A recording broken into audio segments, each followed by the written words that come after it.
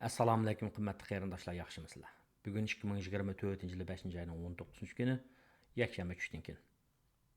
O'tgan asrning 80 va 90-yillarida o'rta maktabni bitigan o'quvchilarning yoki kishilarningki esida aniq bo'lishi mumkin. Shu vaqtda bizning Uyg'ur adabiyot darsligimizda, dars kitobimizda intayin yaxshi asarlar bo'ladigan. Bu asarlar vatanparvarlikni, insonlikni, Uyg'urlikni, ya'ni o'zimizni so'yishni, Uyg'urlarning hurligi uchun, ozodligi uchun kurash qilgan qahramonlarimizni, ham shundaqla ilm fanni so'yish haqida ajoyib yaxshi darsliklar yoki asarlar bor edi. Jumladan masalan, Nemshiyetning Bilim ishqida deydigan she'ri bor edi. Arzu vaznlik To'liqning 1-yilligidagi adabiyot darslik kitobimizda. Ya'ni jahon ra'nolari ichra bilimdek bir go'zal yer yo'q deb boshlangan, keyin naqshchilarimiz naqsh qilib o'qigan. Andan keyin Мәмпли Tavfiq Efendimdek ma'rifat taqatgan marhum Batur kishilarimiz, Abduxoliq Uyg'urdek Uyg'ur so'yar jigarlik kishilarimiz bular haqida hikoyalar bor edi. Jumladan hurmatlik, ya'ni marhum yozuvchimiz Abdulmut Hoji, bu kishi yosh ketib qolibdi.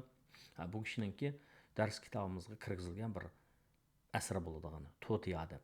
Mening ismimni qilishcha hikoya shunday boshlandi. Aeroplan Qashqa osmonda paydo bo'ldi. Yerga tushdi, tuvalladi. Bir o kishi aeroplandan chiqib, birinchi bo'lib tuproqqa tizlanib o'ltirib, tuproqni so'ydi. Anadan keyin Qashqada bir mazgil turib ketgandan keyin Qashqaning vatanning tuprog'idan azroq elib bir botilkaga ketdi. Hikoya shunchalik. Ya'ni bu ilgari 30-40 yillarda tijorat bilan chet elga chiqib ketgan odam keyin chegara taqilib ketgandan keyin qaytanmay oradan 40 yil o'tgandan keyin yurtga qaytib kelgan chog'daki shu xil vatanparvarlik aks ettirilgan asar. Shu asarni o'qigan vaqtda men qalbimni titragan, vujudim titragan, meningki ko'zimga yosh kelgan, aytganki men atishdan boshqa yerga, ota-onamning uyidan boshqa yerga bormayman degan.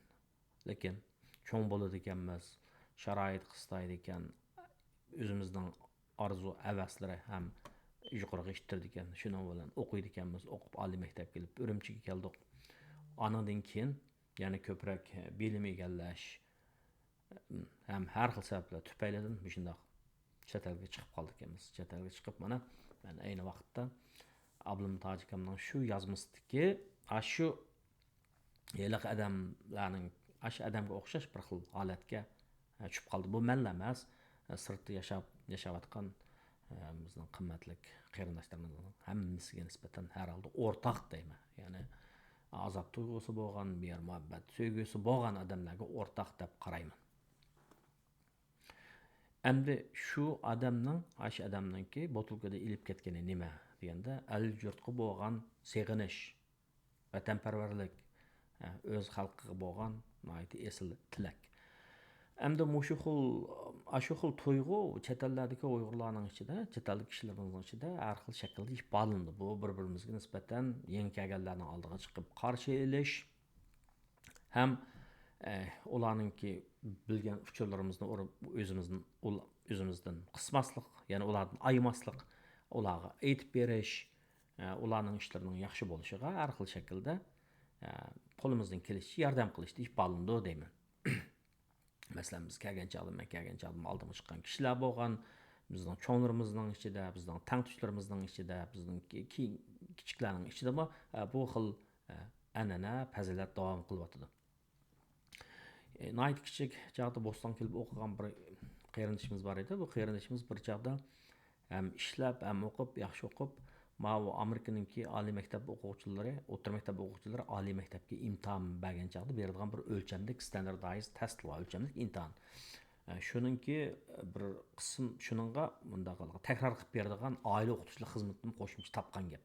Ya'ni bu yerda ishlash kerak, tirish kerak bu odam. Ba'zan yeymi o'lsang o'lma demay, ota-onamga besim bo'lib qolmasin deb moddiy jihatga qisliqni ashuna hal qilgan bu qarindishimiz.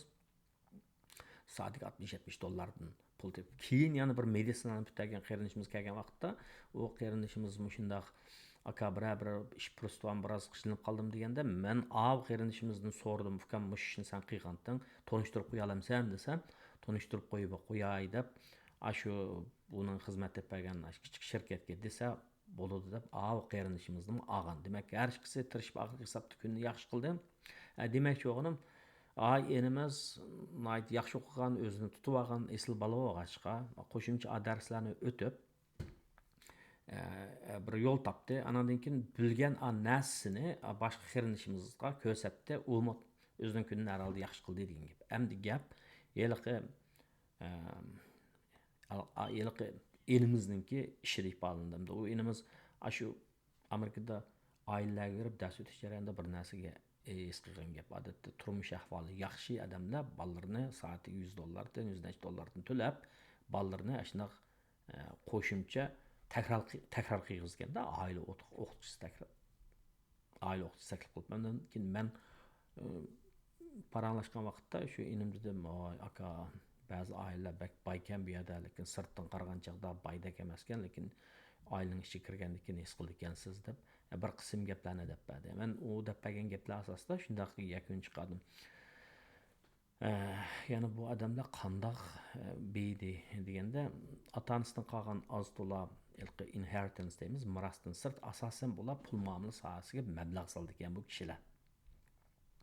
Pul muomalasiga mablag' soldi ekan deganimda, shu shundoq yaxshi pul muomala mulklarni, aksiyalarini olib qo'ydi ekan.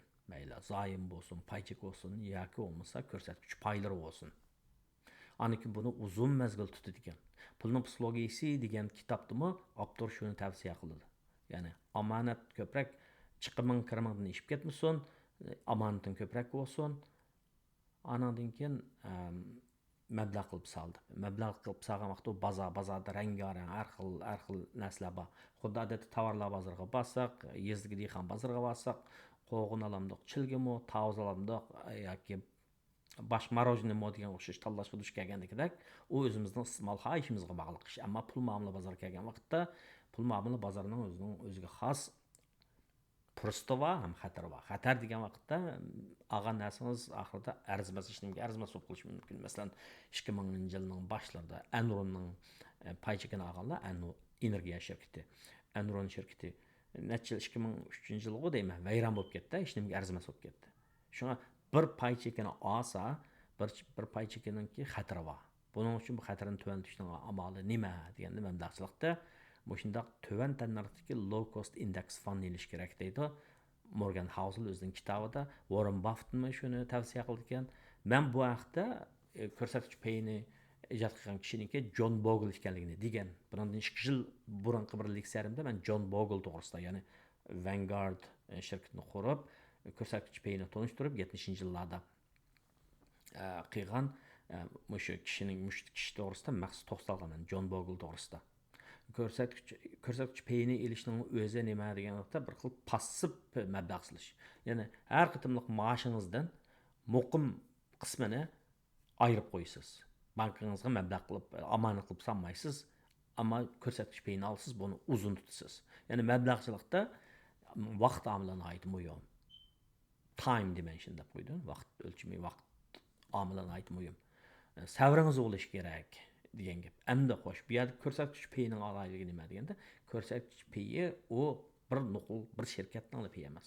U har qaysi sohalardan, masalan, ishlab chiqarish sohasidan, sanoat sohasidan, xam material sohasidan, energiya sohasidan, bankchilik, uy-mulk, texnik sohasidan degan o'xshash shunday nurg'un sohalardan tarkib topgan shirkatlarning paylardan va hatto hukumatlarning zoimlaridan tarkib topgan. Buning ichida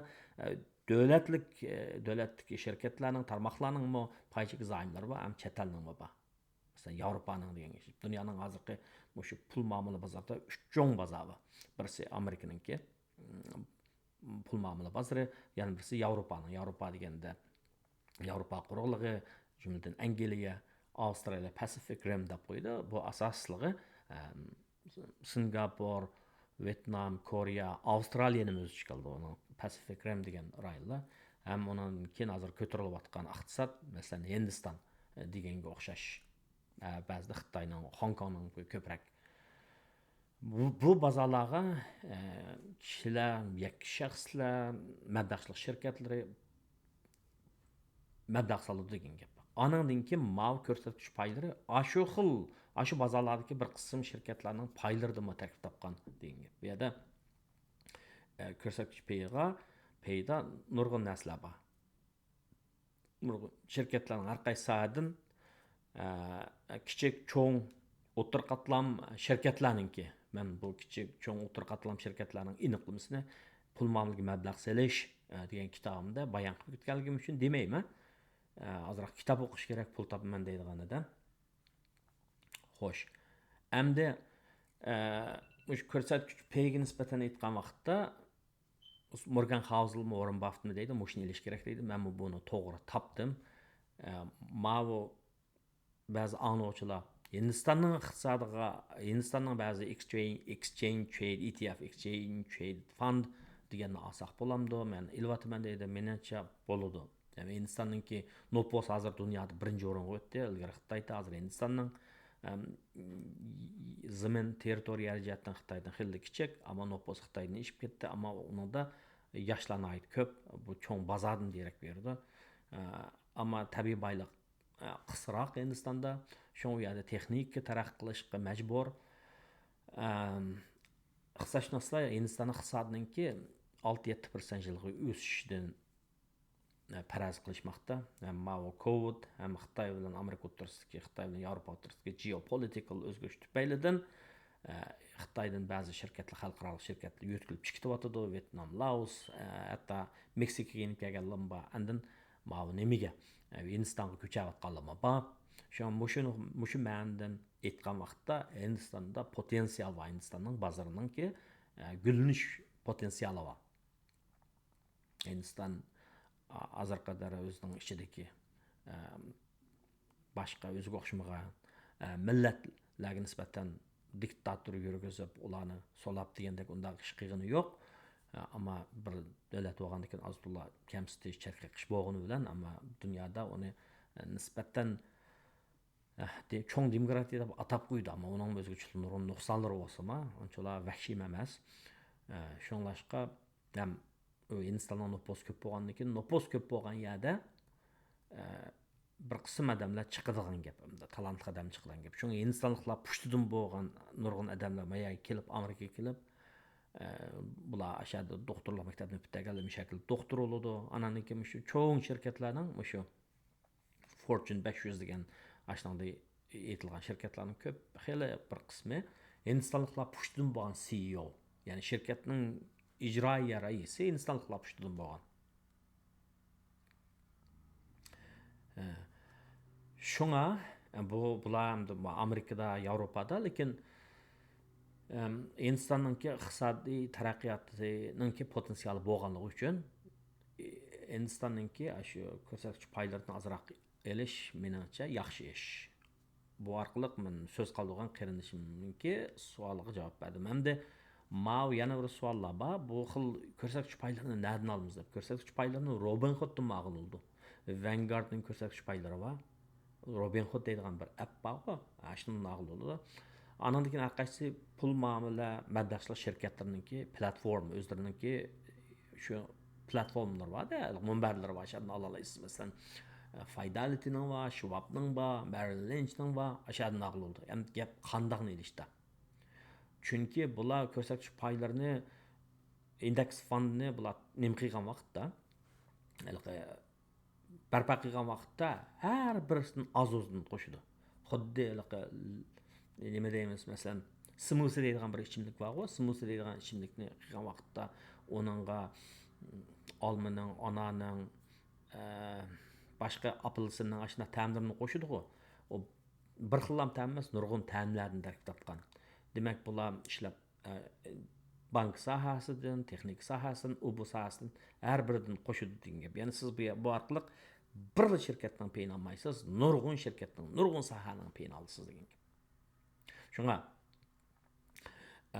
nimada yashayotgan shu iqtisod nimasidan siyosiy tuzumi demokratik bo'lgan, qonun orqali idora qilingan demokratik ellarda yashayotgan, masalan, Yevropada, Kanada, Amerikada, Yaponiyada yashayotgan qarindoshlar shu davlatlarning pul muomala bozoriga nisbatan biroz ishonch bilan qaragani yaxshi. Cherik diktatura bir odamning gapi bilan hammish ostin ustin bo'lib ketadigan jamiyatlarda pay cheki bozori intayin davoliqsiz. Amal va undan saqlanish kerak. Xo'sh, xulosa nima degan vaqtda men heliq elimning gapini dedim. O Amerikaliklarning bolalarga dars o'tish jarayonida Amerikada shularning iqtisodiy ahvolining intayin yaxshiligini his qilgan gap. Andan keyin tiytakdan da so'shtirib kelsak, bular asosan pay cheki bozoriga, pul muomala bozoriga mablag' solgan. Bo'lmasa odamlar pul nerdan topadi? Maaşlarla maaş muhim, xizmat muhim. Psixik jihatdan yaxshi xizmatim bor deb kunda atdiganda juyinib, galstukni taqab ishga borsiz kelasiz. Ammo kishilar bizning kishilarimizning aytib obrazliq gap qilish usta maaş degan xuddi seg'inkalning ustidagi saqsi seg'ib ichadigan ammo bir yerga ilqib odamni to'q, zo'q qilvatgidek emas deb qo'ydigan bir gaplar bor bizning cho'nglarning. Bu yerda mala ahvol shundoq. Ammo bozordan yiroq tursak, mablag'chilikka sal qarasak, ahvol shundoq bo'ladi. Shunga ko'proq bozorga diqqat qilaylik, pul muomalalariga diqqat qilaylik, bilmasak so'raylik. Xuddi odamning ig'irligidan tortib egizligicha boylik bilan namratlikning taqsimlanishi, muayyan taqsimlanishi bo'lganda, yana 5 qo'l tang emas bo'lganda kerak bu ishlarni tang emas. Jamoatning ichida ba'zi odamlar biladi, ba'zi odamlar bunday ishlarga qiziqadi, ba'zi odamlarning kori yo'q, ba'zi odamlar bilmaydi, bilmaganini demaydi, kori olmaganlikda yiqilishmaydi. Ammo bu ishlarni hal qilishga odamlar bo'lsa, tovanchilik bilan so'rsak bo'ldi. Odam aka,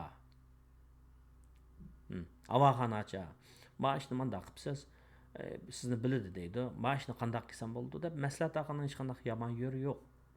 Bilmagandiklar keyinda qolamiz. Zamonaviy dunyoni tushunmagandiklar keyinda qolamiz. Çünkü real hayat hakikaten asan emas.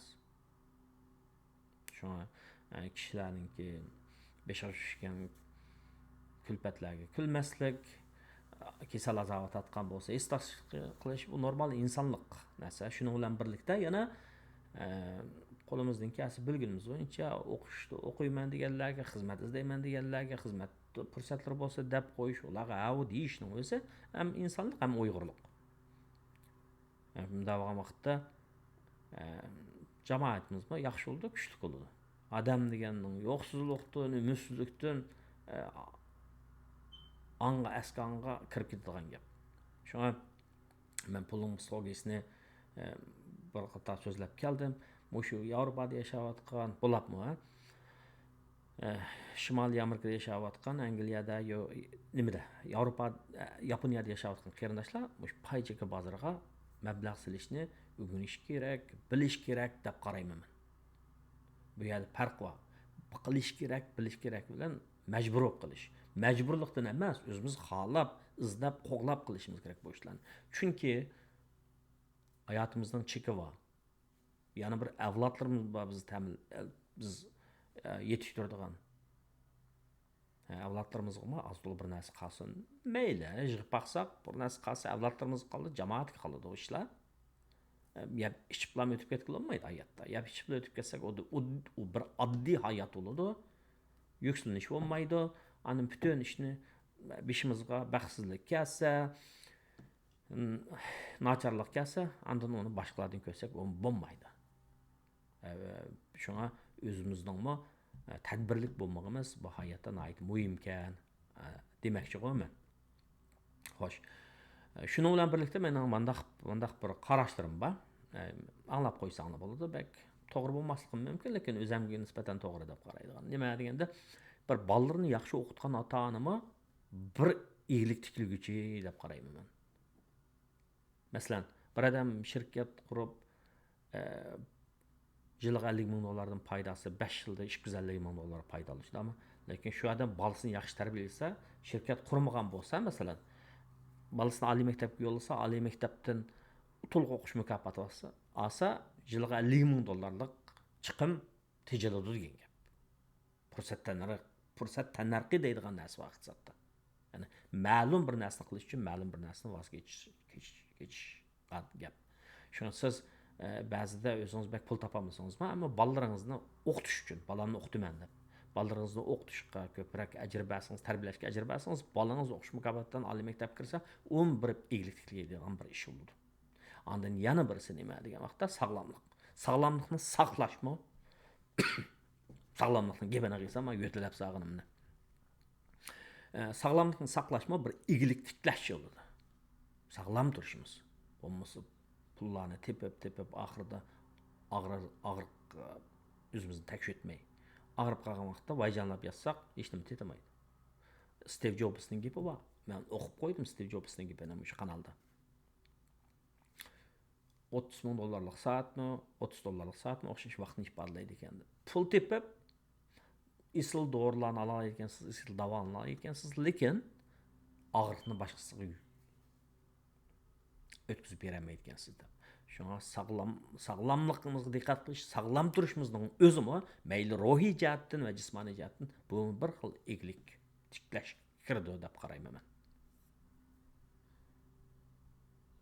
Şuna egiliklash desa noqul aldı pul tepishlam emas.